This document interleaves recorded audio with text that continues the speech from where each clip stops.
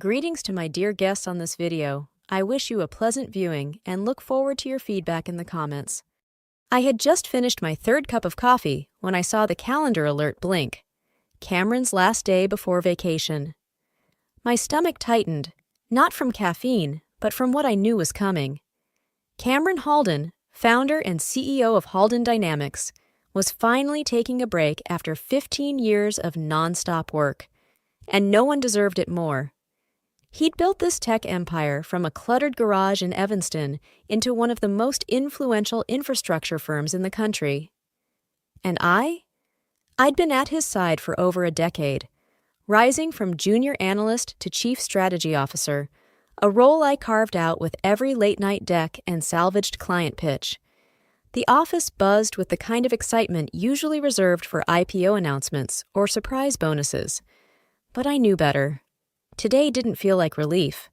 It felt like a transfer of power, because with Cameron stepping away, even if just for a month, someone had to hold the reins. And unfortunately, that someone was his son, Liam Halden. The name alone made my left eye twitch. He'd only just graduated from Wharton 2 years ago, barely had a grip on supply chain optimization, let alone our intricate client retention systems. Yet here he was, walking into our tower on Michigan Avenue in designer shoes, a cocky grin, and not a clue about the machinery humming behind the glass walls. Cameron had briefed me the week prior. "Ease him in, Susie," he said, squeezing my shoulder like I was his trusted lieutenant. "He'll be shadowing you mostly. Let him learn the ropes. Don't throw him into the fire." I nodded then, but I was already preparing for the burn. Liam wasn't just green, he was entitled. The kind who corrected senior managers mid-meeting and thought synergy meant cutting departments that didn't praise his latest memo. So when he strolled into my office that morning, wearing sunglasses inside and sipping a $9 smoothie, I steeled myself. "Hey, Suze," he said, like we were old buddies. "Ready to show me how the empire runs?" I kept my tone professional. "It's Susan. And yes, we've got a full schedule, morning overview with client strategy, then a review of the international accounts." He plopped onto the guest chair like it was a beanbag. "I was thinking we skip all that. I read the Q3 brief on the plane. Got the gist." I blinked. "The gist?" "I'm sure you did," I said, biting down a dozen sharper responses. "But the nuances are where we win or lose." He grinned, stretching his legs out in front of him. "Look, I know you're worried I'll mess things up. Everyone is. But relax. I've got instincts. You'll see." And that's when I realized this wouldn't just be difficult. This would be war, waged in espresso meetings and buried memos. A slow battle between experience and ego. The only problem? His last name gave him a kind of armor I'd never had. I had to earn every bit of respect in this building. Liam? He'd inherited it like cufflinks. I walked him through the week's projections anyway, careful, measured. He yawned halfway through and changed the subject to market disruption opportunities. The man didn't know our clients. He didn't even know our CRM login. But Cameron had asked me to help him, so I would, even if it meant keeping one hand on the fire alarm. Because something told me Liam Halden wasn't just here to learn. He was here to prove something, and he might just burn the whole place down trying. I arrived at the office that Monday morning with my usual rhythm, triple shot espresso in one hand, tablet in the other, already scanning the status of our European deliverables. The building was quiet, dignified, humming with the subtle energy of a company that thrived on precision and discretion. So when I stepped off the elevator onto the executive floor and heard laughter, loud, unfiltered, college party laughter, I knew something was off. "Yo, Suze, you're gonna love this!" Liam's voice echoed from my office.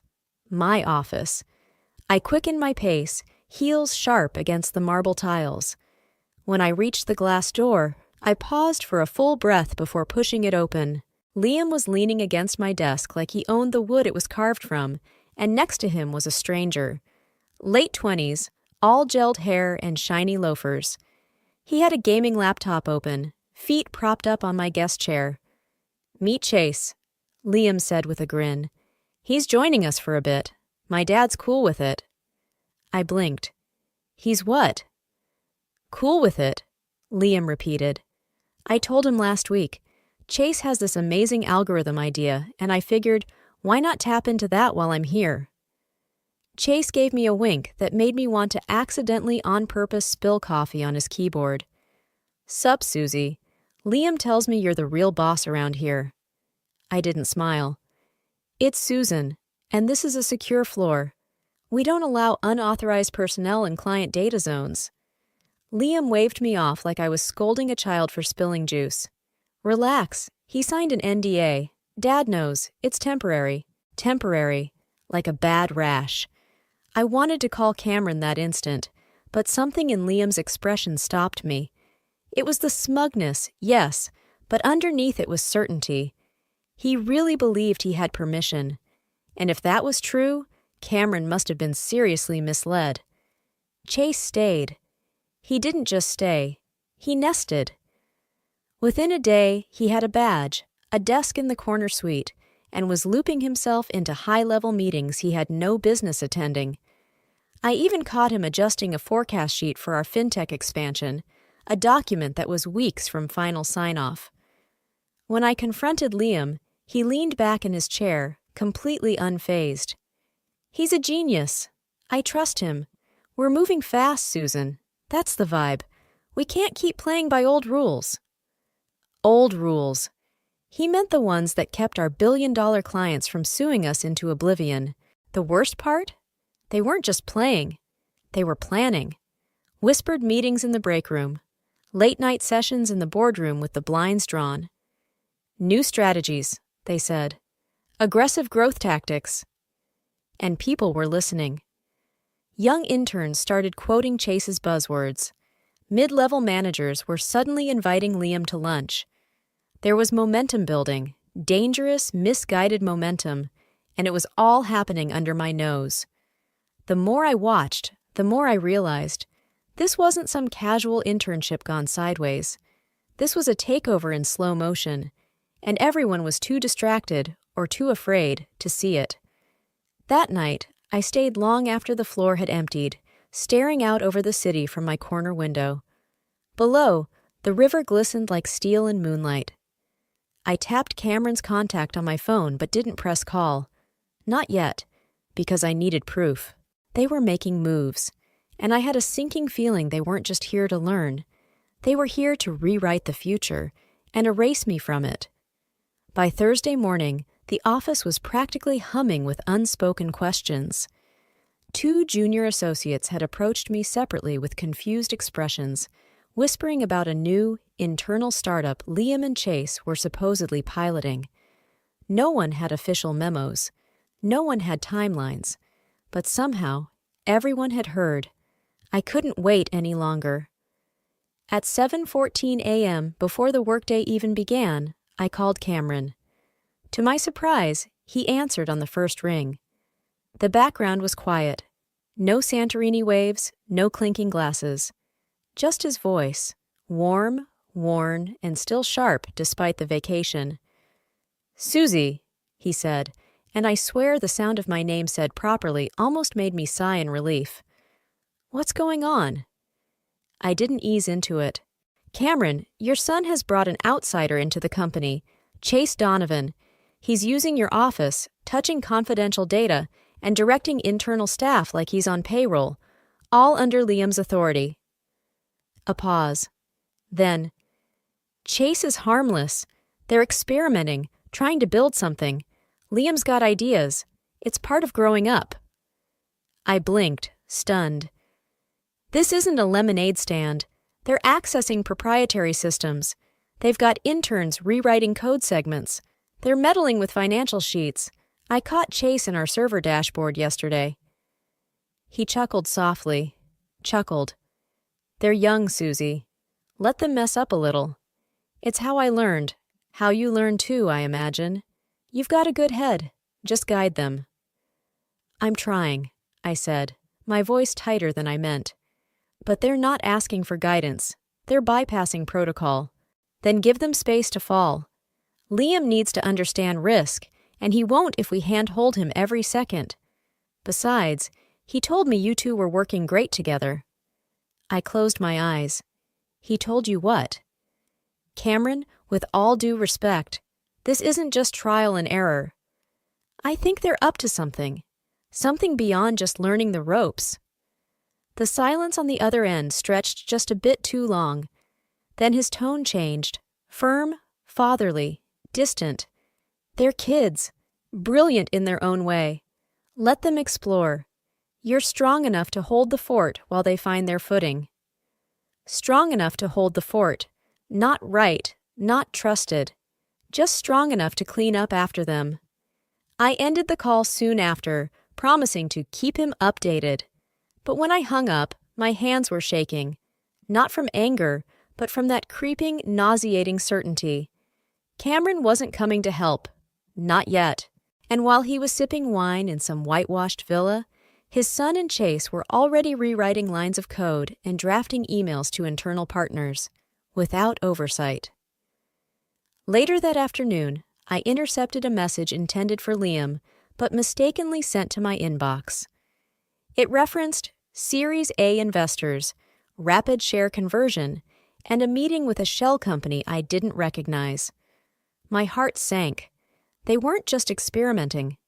They were positioning, playing entrepreneur inside a multi-billion-dollar company, using Halden Dynamics as their playground, and maybe worse, their launch pad.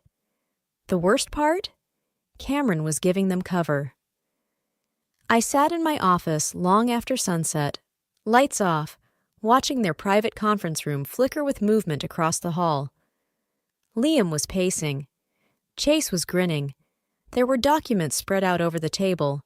They were planning something big, and if no one stopped them soon, the damage wouldn't be just internal. It would be irreversible. It started with a ping, a soft, unassuming notification that flashed across my screen just after 10 a.m., a flagged transaction request from our internal compliance system. It wasn't unusual in itself. I dealt with flagged items daily. What was unusual was the figure attached to it. $100 million, preliminary asset divestment inquiry. My fingers froze above the keyboard. I blinked, reread the amount, then scanned the attached document. It wasn't a routine adjustment. It was a sell order, preparation to liquidate $100 million worth of company shares, quietly bundled into a staggered private placement. And the name on the authorization line? Liam Halden. My pulse slammed into my ears. I stood so fast my chair screeched against the tile. I grabbed the report, printed the key pages, and headed straight for the executive boardroom where Liam had been camping out all week with Chase. The hallway was quiet, eerily so, like the office was holding its breath. I opened the glass door without knocking. Liam was lounging at the head of the table, sleeves rolled up like a startup mogul, while Chase flipped through a thick investor packet.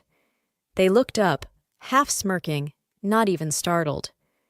"Morning, Susan," Liam drawled. "Come to see the future?" I dropped the report on the table. The room went silent. "You're attempting to liquidate $100 million in company shares," I said, voice cold, controlled. "Without board approval, without your father's signature, this is reckless and illegal." Liam glanced at the packet, then leaned back with the confidence of someone who thought consequences were for other people. "It's not illegal," he said. "We're simply reallocating assets into a more aggressive portfolio. Nexus Capital is interested, and we need to move before the market adjusts." "Nexus is a vulture firm," I snapped. "They strip and flip companies like ours. You're gutting your father's legacy to impress Chase and God knows who else. Cameron would never approve this." Liam's face changed. Gone was the smirk. In its place, something sharper, petty, threatened. "You think you can forbid me?" he spat, standing abruptly. "How dare you?" I didn't flinch. I'm trying to protect this company from your ignorance." And then it happened. His face flushed, his hands clenched into fists, and he shouted, loud enough to shake the glass, "How dare you forbid me to do anything? You're just one of my father's slaves. You're fired!" The words echoed, stunning in their volume and viciousness. Behind me, I heard gasps from the outer hallway. A few heads turned, frozen in place. I stood completely still. "You don't have the authority to fire me," I said quietly. Liam stepped closer, eyes wild. "I do now. I've been acting CEO since he left. He signed the paperwork." I felt the ground tilt beneath me. He wasn't bluffing. Cameron had given him interim power. I stared at Liam for a long moment, not out of fear, but out of heartbreak, because I realized then, this wasn't just a mistake. This was betrayal. "You've just destroyed everything your father built," I said, "and you don't even know it." Security arrived moments later, confused, apologetic. They escorted me out of the executive floor like I was some disgraced intruder. I didn't argue, because I knew the real storm hadn't even begun. Not yet. But it would. And when it did, Liam Halden wouldn't just be embarrassed, he'd be exposed. I stood in the lobby of Halden Dynamics, badge in hand, security shadowing me like I was some disgruntled ex-employee instead of the woman who had saved this company more times than anyone could count. The front desk receptionist, Lily, looked like she might cry. She glanced up from her monitor as I passed. "Miss Susie, wait, is this for real?" I gave her a small smile. "Looks like it." It was humiliating, yes. But more than that, it was infuriating. Not the escort. Not the stunned looks from interns. Not even the fact that no one in the boardroom came running to stop it. No. What truly made my blood boil was the realization that I had given everything to this company. Every late night, every canceled vacation, every time I covered for some VP's incompetence. And now I was being shown the door by a rich, arrogant child who probably still needed help filing his own taxes. I rode the elevator down, alone, fists clenched tight around my resignation letter. No, they hadn't asked for one, but I was going to give it anyway, on my terms. I stopped just outside HR and dropped the envelope on Monica's desk. "Effective immediately," I said simply. She looked up, stunned. "Susie, this isn't— Wait, let's talk about— There's nothing left to talk about." I smiled faintly. I carried this company for 10 years, and now I'm done being the scaffolding while other people pretend to know what they're doing. She opened the envelope with trembling fingers and looked at the single line typed above my signature. "You don't get to build an empire on someone else's backbone, then act like they never mattered." I walked out of Halden Dynamics that morning without ceremony, no tears, no drama. I just left, because that's what you do when you've outgrown a place that refuses to recognize your worth. And here's the thing about leaving. You don't slam the door. You just let it swing closed behind you and wait. Because eventually, when the shine fades, when the investors ask questions, when the numbers start dropping and no one knows how to fix it, they'll start to realize. They'll remember who used to stay late to fix what others broke, who never asked for credit, only solutions, who warned them when it mattered. And by the time they come looking for you, you'll be somewhere better, somewhere they never imagined you'd go without them. And you won't be waiting. You'll be building. I returned the next morning, early, before the rest of the office came to life. The building smelled like lemon cleaner and faint regret. I was here for one reason, to pack up my things. A cardboard box in hand, I took the elevator to the 42nd floor one last time. The doors opened to silence. Not the good kind either. The cold, awkward kind that settles in when people know something ugly has happened, but don't dare say it aloud. I walked down the hall like I still belonged there, like I wasn't minutes away from walking out of their lives entirely. My office door was still ajar, just as I'd left it. On the glass, my name was still stenciled in gold. Susan Avery, Chief Strategy Officer, but not for long. I opened my desk drawers, mechanically sorting files, notepads, old client gifts. A small framed photo of the first team I'd led, back when we were building the Southeast rollout from scratch, landed in the bottom of the box. I stared at it for a moment, jaw tight. We had pulled off the impossible that year. We'd saved the company millions. No press release, no bonus, just a nod from Cameron and another late night at the office. I should have left then. Instead, I stayed, built more, fought harder, carried the weight no one else wanted. And now I was being dismissed by a boy in a blazer who thought spreadsheets were suggestions and legacy was something owed. Speak of the devil. Cleaning out already? Liam's voice oozed smug satisfaction. He leaned against the doorway like a villain from a soap opera. No long goodbye tour? I didn't answer. I just kept packing. He stepped inside, slow, deliberate.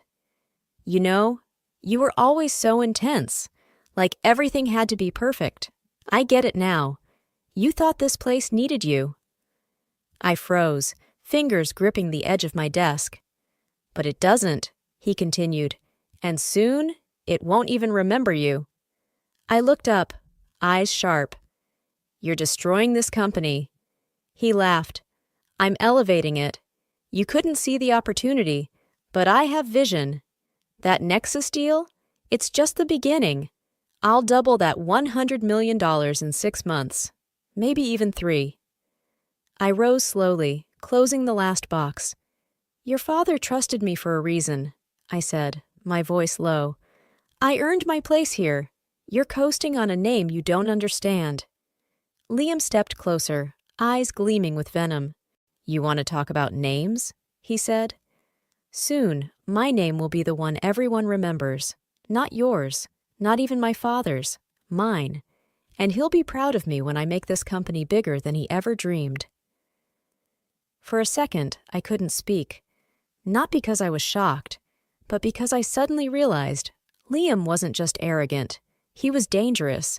He truly believed he was saving the company, that gutting it, selling off its bones to people like Nexus, would make him a hero. I picked up my box, stared him down one last time. You don't need my warning. You need a mirror. And I walked out. Through the glass doors, past the people who still avoided eye contact, down to the street where the wind bit against my cheeks like a slap. He thought this was the end, but I was just getting started. And Liam? He was about to learn what it looks like when a company is built on Sandot. My phone buzzed as I sat on the edge of my bed, staring blankly at the half-unpacked box I dumped on the floor the night before. The screen flashed with a name I hadn't seen in days, Cameron Halden. I let it ring twice, long enough to feel the heat rise in my chest. Then I answered. Susie. His voice came through, warm and familiar, like it hadn't been completely absent while everything fell apart. Why aren't you at work? What's going on? I stood and walked slowly to the window, watching the early morning light stretch across the skyline. You really don't know? He was quiet for a beat. No, I assumed things were fine. Liam said you two were collaborating. He said you were helping him transition. I laughed once, hollow and tired. Transition? Is that what he called it? Susie, he said again, but softer now. What happened? Your son, I said carefully, fired me. Silence. Fired you? He repeated, like the words didn't fit together. He doesn't have the authority. You gave it to him, I interrupted, my voice sharper than I intended. You signed over interim control. You gave him the keys and told me to guide him, and he turned around and humiliated me in front of the entire executive floor. Wait, he said, voice now urgent. What did he say? I swallowed hard. He said I was just one of his father's slaves, and that I was fired for trying to stop him from selling $100 million in company shares to a firm that wants to bleed this place dry. Cameron went silent. So silent, I could hear his breath catch. I had no idea, he finally said. Susie, I never intended. God, I didn't know it had gone that far. He told me you were supporting his strategy, that you two were aligned. He lied, I said simply, and you believed him. I'm flying back tomorrow, he said, almost breathless.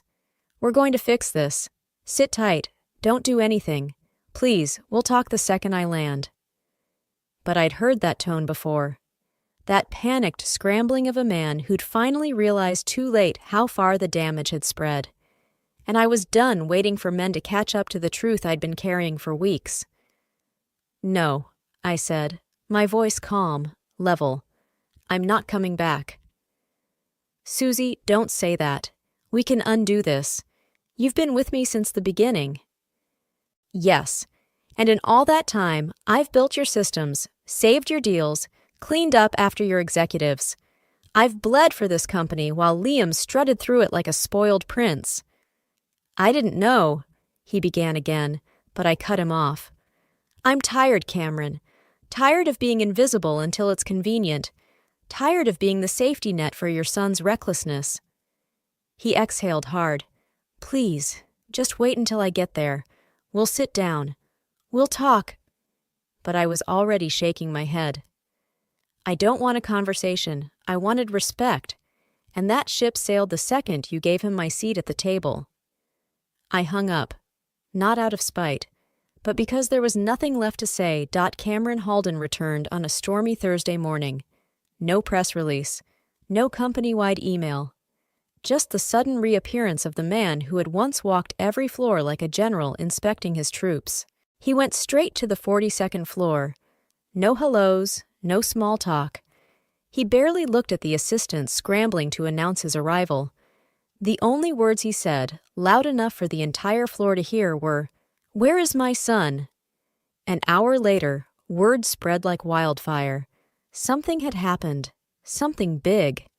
By noon, whispers turned into hard facts. Cameron had summoned Liam, Chase, and the entire finance team into the boardroom.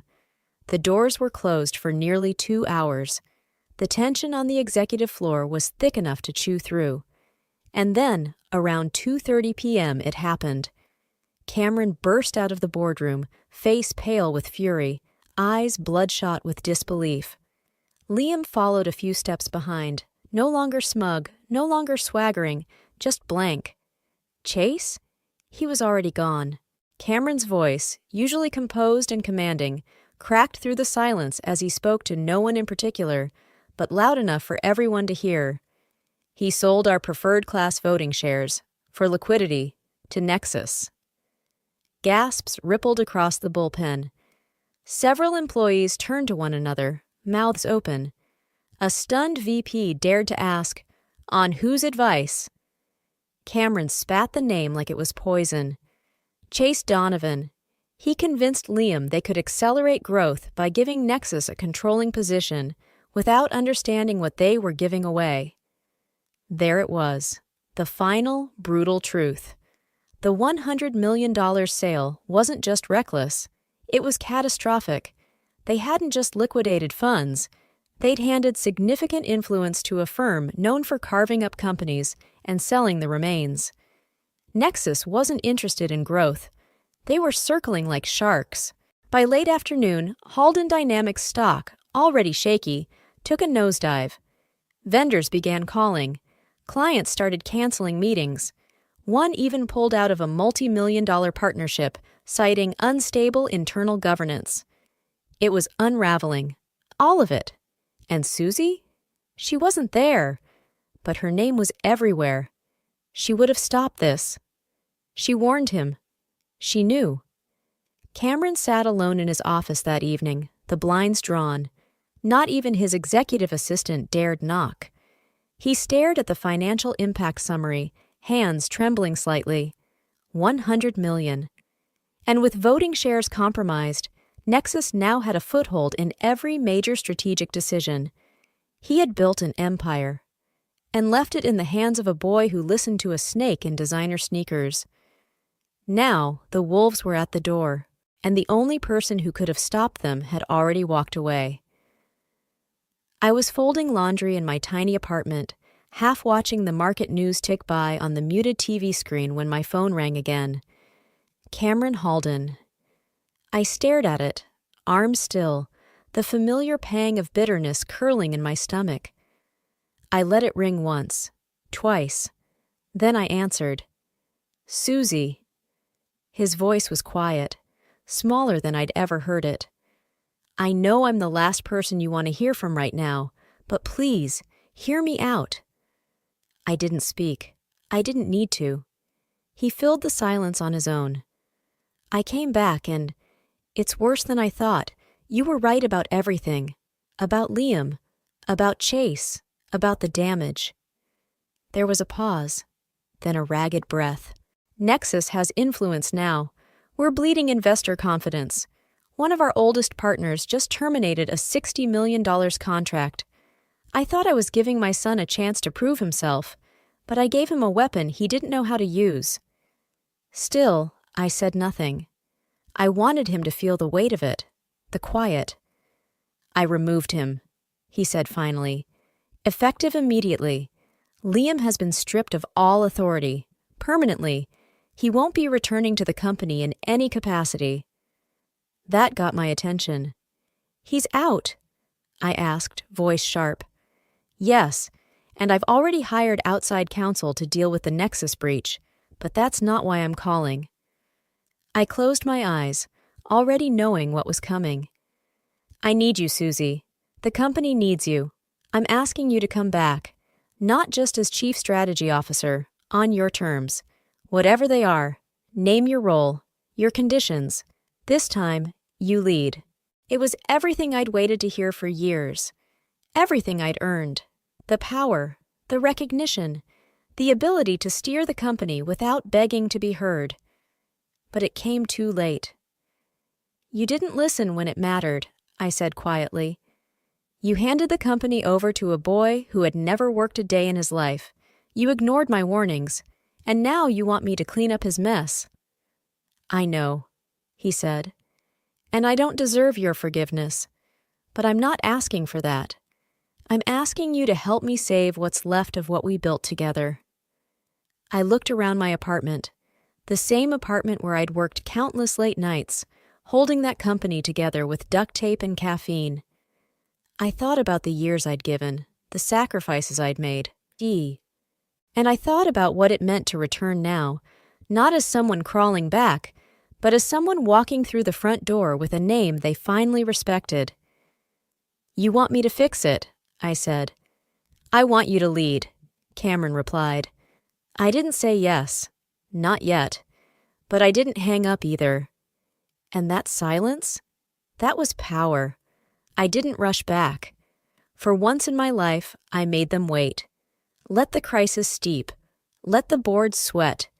Let every department feel the absence of the woman they once saw as background noise, the steady hand they overlooked until the building started to shake.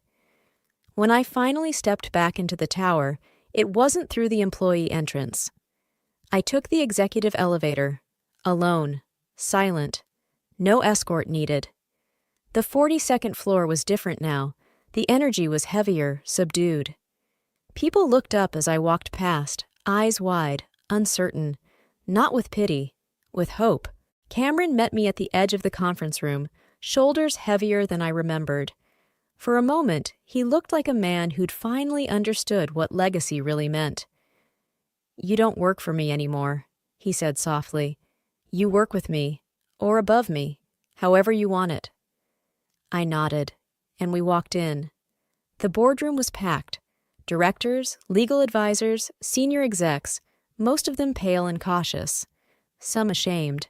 Some pretending they'd never doubted me. Cameron introduced me as the new chief executive strategist, reporting to no one, holding full power to restructure operations and restore stability. No one objected. Not this time. The first thing I did? I cleaned house. Every yes man who had greenlit Liam's fantasy strategy was placed on leave pending review. I froze the Nexus deal, called in our fiercest compliance team, and personally began rebuilding client relationships that had started to fracture under Liam's short-sighted games. I didn't raise my voice. I didn't demand applause. I just got to work. But more importantly, I didn't forget. I didn't forget what it felt like to be silenced, dismissed, fired by someone who hadn't earned the right to speak my name. And I made sure the new culture at Halden Dynamics didn't either. Every voice mattered now. Every warning was listened to. Every quiet contributor got the credit they deserved. In my first company-wide address, I stood in front of the entire staff, old faces, new ones, even some who had tried to play neutral while the building burned. I came back, I said, not because I was desperate, but because this company was worth saving, not because of its name, but because of its people. And then I paused. There's a lesson here. One I want everyone to remember. Don't ever mistake silence for weakness. Don't confuse humility with submission. And never forget, when someone tries to erase the person holding the foundation together, the whole structure eventually comes down. Heads nodded. Some eyes welled. And this time, no one looked away. Later that evening, I stood by the tall windows overlooking the city, glass in hand. The skyline shimmered with second chances. Behind me, my new office waited. Mine, fully mine. And in my coat pocket was a note I had written to myself the night I walked out. They'll realize when it's too late. They had. But I wasn't here for revenge. I was here to rebuild. Because leadership isn't about power. It's about knowing exactly when to walk away and exactly when to come back.